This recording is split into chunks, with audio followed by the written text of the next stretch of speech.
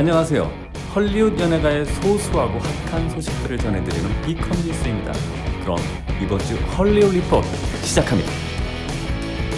브래드 피트와 안젤리나 졸리가 서로 사랑에 빠지게 된 이유는 함께 이 영화를 찍게 되면서부터였습니다. 바로 미스터 앤 미세스 스미스였죠. 한때 가장 섹시하고 쿨해진동하며 우리의 부러움을 한껏 샀던 이 부부가 이제는 영화의 한 장면처럼 끝날 것 같지 않은 싸움을 지속하고 있습니다.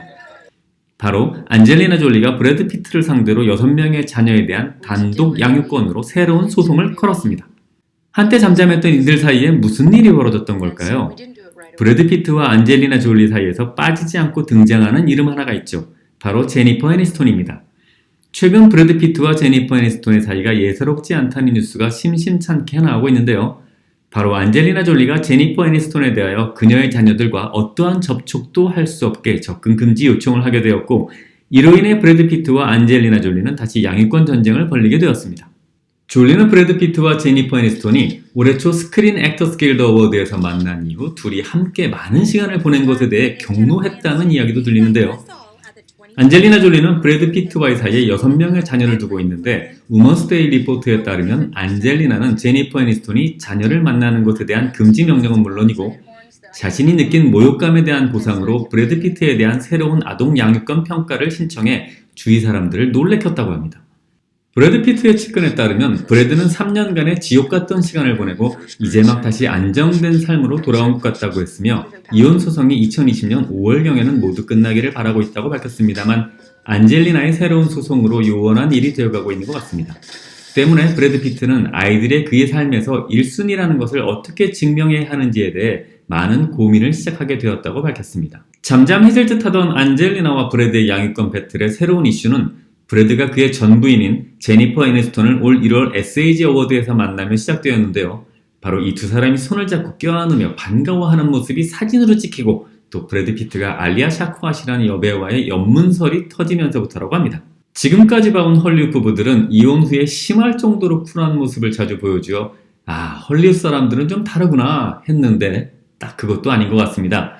그런데 문득 이런 생각이 드는군요. 이혼한, 지금은 남이 된 이들이 이런 일로 다시 전쟁을 벌이는 이유가 혹시 아직도 서로, 아니면 혹은 누군가가 다른 한 사람을 사랑하고 있어서가 아닐까 말이죠. 어쨌든 우리가 사랑했던 그 영화 속 마지막 장면처럼 두 분 모두 행복할 수 있다면 좋겠습니다.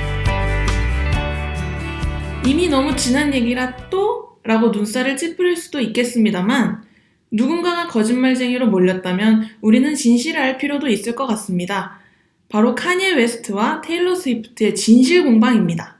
혹시 모르시거나 잊으신 분들을 위해 간단히 사건을 정리해드리자면, 2016년 카니에 웨스트가 발표한 싱글 앨범 페이머스에서 테일러 스위프트를 비치라는 단어까지 써가며 성적인 암시와 모욕적인 표현들을 써 논란이 되었는데요.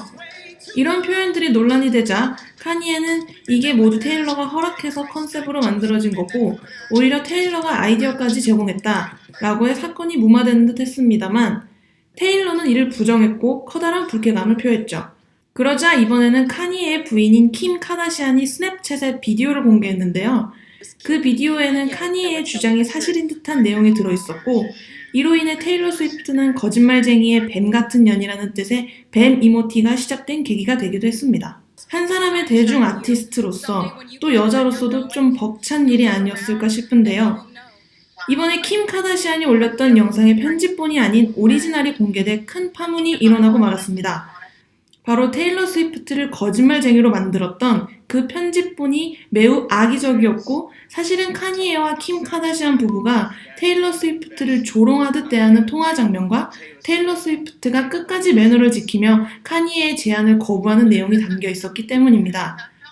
그러자 이번에는 테일러 스위프트를 지지하는 테일러 톨 트루스 등의 해시태그가 실시간 트렌드에 오르기도 했습니다. 이에 킴 카다시안은 23일 자신의 트위터와 인스타그램 등의 SNS 채널에 며칠 전만 해도 대응할 필요를 못 느꼈는데 테일러가 거짓말을 하는 게 분명해 입장을 밝혀야겠다는 글을 올렸습니다. 그녀는 난 영상을 편집해 올린 적이 없다. 내 주장을 분명히 하기 위해 일부 클립만 스냅챗에 올렸을 뿐이고 원본 영상이 공개되었다 하더라도 전체 내용이 뒤집히지는 않는다고 해명했습니다. 그러며 여러분들이 더 중요한 문제에 신경 쓰고 있다는 걸 알고 있으니 향후 이 문제는 더 이상 언급하지 않겠다고 밝혔습니다. 하지만 이미 통화 내용의 원본이 공개되고 킴이 공개한 영상이 조작되었다는 것이 드러났음에도 테일러 스위프트의 거짓말을 들먹이자 킴에 대한 네티즌들의 차가운 반응을 보이고 있다고 합니다. 반면 테일러 스위프트는 킴의 입장문이 나올 즈음 자신의 인스타그램에 내게 지금 기분이 어떠냐고 묻는 것보다는 코로나19로 고통받는 이들을 위해 기부에 동참해달라고 밝혔다고 합니다. 킴 카다시안은 남자친구와의 비밀스러운 비디오 유출로 그냥 페리스 힐튼의 친구에서 연예인이 된 사람인데 이번에는 또 다른 비디오로 공경에 처한 것 같습니다. 우리말에 손바닥으로 하늘을 가릴 수 없다는 말이 있죠. 카다시안이 가끔은 전신거울 앞을 떠나 하늘을 좀 보며 살았으면 합니다. 건강에 좋으니까요. 코로나19가 세계적으로 팬데믹 상황을 불러오며 헐리우드의 스튜디오들도 멈춰버리고 말았습니다. 디즈니와 워너브라더스, 넷플릭스, 아마존 등 할리우드 제작사들은 코로나19가 확산하자 영화 제작을 일제히 중단했습니다. 블록버스터 영화부터 독립영화까지 모두 멈춰버린 상황입니다. 디즈니는 인어공주와 피터팬과 웬디의 실사 영화 제작을 중단했고 마블 역시 샹치 앤 더 레전드 오브 더 텐 링스의 감독인 데스틴 크리튼이 코로나19 바이러스 검사를 받고 자가격리에 들어가며 촬영이 중단되었습니다. 뉴질랜드에서 촬영 중이던 아바타 속편도 멈춰버렸는데 당초 아바타 2와 3는 이번 봄까지 촬영을 끝낼 계획이었던 것으로 알려져 있습니다.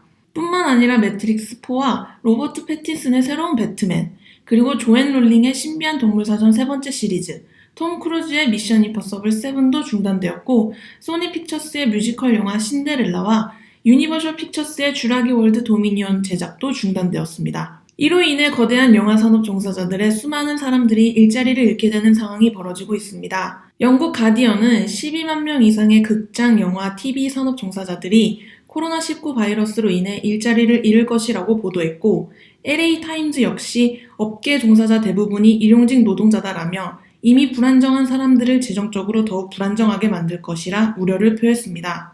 영화사들 역시 제작 중단 여파로 막대한 금전적 손실을 볼 것으로 보이는데요. 이러한 제작 중단 여파는 최소 향후 1-2년 동안 지속될 것으로 예상하고 있습니다.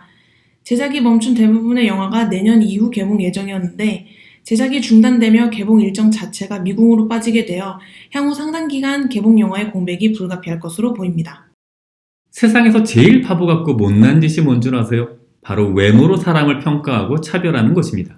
그리고 이런 못난 행동의 대표적인 못난 짓거리가 바로 인종차별입니다. 인기 미국 드라마 로스트, ER 등에 출연한 한국계 배우 데니얼 킴은 19일 인스타그램에 자신의 코로나19 확진 판정 소식을 전하며 아시아인에 대한 편견과 무분별한 폭력을 그만둬달라고 호소했습니다. 몇 주 전 뉴욕에서 MBC 방송의 의학 드라마인 뉴 암스테르담 시즌2를 촬영했는데 그때 감염된 것 같다. 나는 괜찮다. 모두 안전하고 침착하고 무엇보다 건강하길 바란다고 전했습니다. 데니얼 킴은 이어 미국 사회에 퍼지고 있는 아시아인 혐오에 대해 비판했는데요. 그는 나는 아시아 사람이고 코로나19에 걸렸다. 하지만 나는 중국이 아니라 미국의 뉴욕에서 감염됐다며 바이러스는 인종이나 성별, 종교, 성적 취향, 부자 또는 가난한 사람을 가리지 않는다. 코로나19로 인종차별을 하는 것은 비겁하다고 지적했습니다. 또한 한국계 헐리우드 배우 존조 역시 코로나19 확산으로 인한 서양 사회의 동양인 혐오 분위기를 비난했는데요. 존조는 23일 자신의 트위터에 이 바이러스를 듣고 칭칭총하는 미국인들은 바이러스로 죽게 될 것이다. 멍청이들이라며 동양인들을 향한 인종차별에 대해 크게 분노했습니다. 이는 최근 코로나19 바이러스의 확산으로 일부 미국 및 서구 사회에서 동양인을 향한 혐오 분위기가 형성되고 이유 없이 동양인을 폭행하는 사건들이 연일 보도되자 이에 대한 비난의 목소리를 높인 것으로 보입니다. 존조는 24일에는 컬럼니스트 프랭크 숑이 쓴 인종차별에 대한 글을 자신의 트위터에 공유하며 상황의 심각성을 강조하기도 했습니다. 동양인 컬럼니스트 프랭크 숑은 이 컬럼을 통해 병원 의료진들은 나의 어머니가 병원에서 진료를 보는 것을 거부하고 있다. 아시아 아이들은 학교에서 괴롭힘을 당하고 있다. 아시아인들을 상대로 인종차별이 일어나고 있다는 걸 말하는 것도 이젠 지친다라고 말했습니다. 바이러스와 경제활동의 중단, 그로 인한 생활고로 인해 지쳐있는 상황에 이런 말도 안 되는 상황들을 겪게 되는 것은 정말 어려운 일이고 어리석은 일인 것 같습니다. 어려울 때일수록 그 사람의 진가가 나타난다고 하는데 우리가 선진국이라 본받으려 했던 그들이 어떤 사람들이고 어떤 문화를 가지고 있는지 확인하는 계기가 되어 좀 안타까울 뿐입니다. 인종차별은 세상에서 제일 못난 행동입니다. 인기 TV 시리즈 워킹데드에 출연했던 배우 다니엘 뉴먼이 코로나19 의심 증상으로 병원에 갔지만 증상이 가볍다는 이유로 검사조차 받지 못했다고 밝혀 많은 이들을 놀라게 했습니다. 지난 21일 뉴먼은 개인 인스타그램을 통해 최근 마디그라 퍼레이드 참가를 위해 호주를 방문했었고 이후 코로나19 감염 증상을 보이기 시작했다고 설명했습니다. 그는 하루 종일 병원 응급실에 전화했지만 통화를 할 수 없었고 겨우 통화가 되어 방문한 병원에서는 증상이 가볍다는 이유로 코로나19 테스트조차 받지 못했다고 밝혔는데 더 놀라운 이야기도 곁들였습니다. 내 증상이 코로나19 증상과 일치하지만 그들은 코로나19 검사를 할 만한 충분한 준비가 되지 않았다. 병원은 오로지 중증, 고령, 최근에 중국이나 이탈리아에 있었던 사람들만 검사를 진행하도록 허락받았다. 병원비는 9,116달러나 청구됐고 내겐 결과도 알려주지 않았다. 그들은 나를 집으로 돌려보냈으며 지역사회를 감염시킬 수 있는 수많은 다른 환자들에게 자가격리를 하라는 말만 했을 뿐이라며 미국의 의료 시스템을 저격했습니다. 미화 9,116달러는 한화로 1,120만 원입니다. 검사도 받지 못하고 하루 병원비가 저 정도라면 왜 미국의 많은 서민들에게 이 병이 치명적이 될 수밖에 없는지 알 것 같습니다. 왠지 제가 한국 사람인 것이 자랑스럽고 조금은 국뽕에 취해도 될 것 같은 기분마저 듭니다. 우리는 모두 잘 해내고 있지만 아직 이 상황을 이겨내기에는 조금 더 희생과 노력이 필요한 것 같습니다.